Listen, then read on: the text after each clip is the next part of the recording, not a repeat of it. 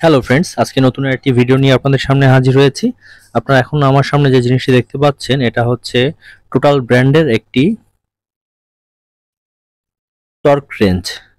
মূলত torque range কি সেটা আপনাদের সঙ্গে বিস্তারিত আলাপ করব।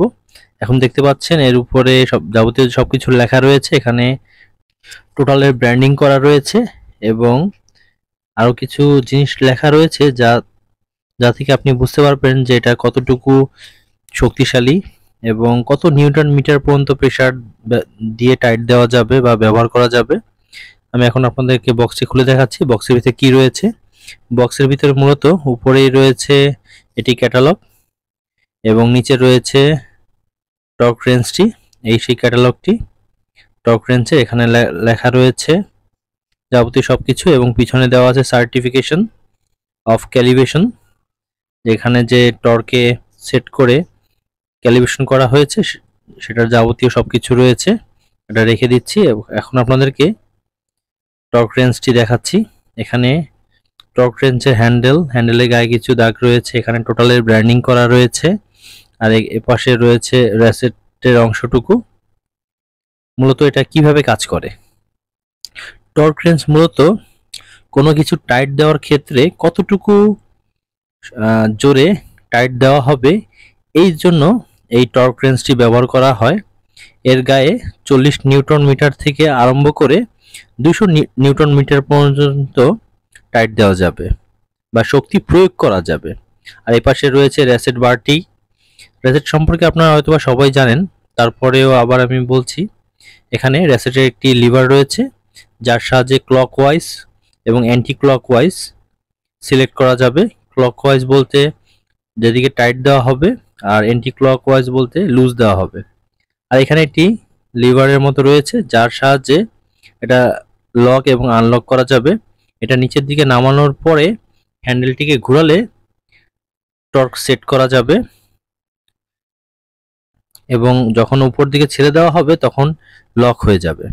এখানে দেখতে পাচ্ছেন ব্যারেলে নাম্বারিং করা রয়েছে। আপনাদেরকে হ্যান্ডেলটি আবার ভালো করে দেখাচ্ছি। উপর থেকে পুরো রেসেটটি বেশটা লম্বা এবং মজবুত। প্রত্যেকটি অংশই খুবই স্মুথ ফিনিশিং এবং খুব হেভি প্রোডাক্ট যে সেটা দেখেই বোঝা যাচ্ছে। এই টর্ক রেঞ্জটির সাহায্যে একটি মেশিনের নাট বোল্টগুলোকে যতটুকু টাইট দেওয়া প্রয়োজন ততটুকুই টাইট দেওয়া যাবে। এখন আপনাদেরকে রেসেটটি দেখাচ্ছি।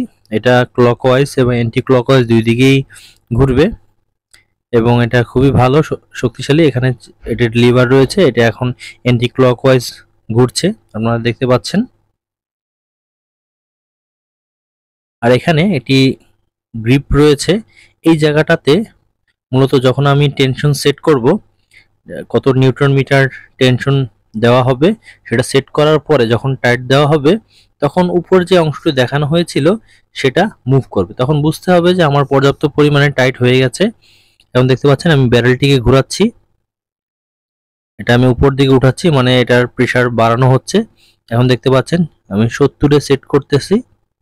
70 বরাবর যখন 0টি হবে তখন 70-এ সেট হয়ে যাবে। আর এই উপরে যে লিভারটি ছেড়ে দেওয়ার কারণে ওটা লক হয়ে গিয়েছে।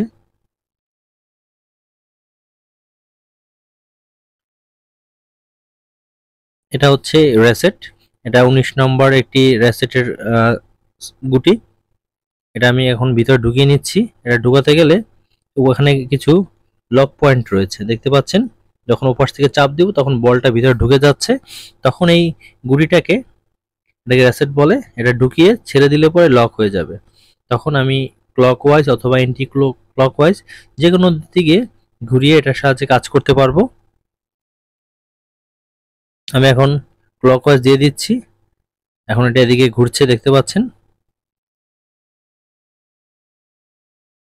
এই আপনাদেরকে দেখানোর সুবিধার্থে আমি একটি বোল্ট নিয়েছি।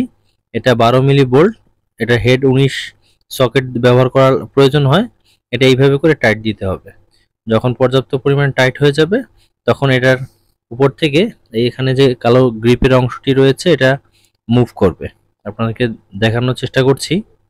আমি এখানে 40 নিউটন মিটার টর্ক সেট করে নেওয়া হয়েছে। এখন এখানে যে 12 মিলি চেন বোল্ট রয়েছে সেটাকে টাইট দিয়ে দেখাচ্ছি আপনাদেরকে। আপনারা একটু ভালো করে লক্ষ্য করতে হবে। এটার গোড়ায় যে জায়গাটুকু আছে এটা মুভ করছে। যখন এটা 40 নিউটন মিটার পর্যন্ত টাইট হয়ে গেছে তখন এটা মুভ করবে। তখন বুঝতে হবে আমার পর্যাপ্ত টাইট হয়ে গিয়েছে। আপনারা বুঝতে পারছেন কি না আমি সঠিক বলতে পারছি না, আপনারা কমেন্টস করে জানাবেন। মূলত এটাই ছিল আজকের ভিডিও।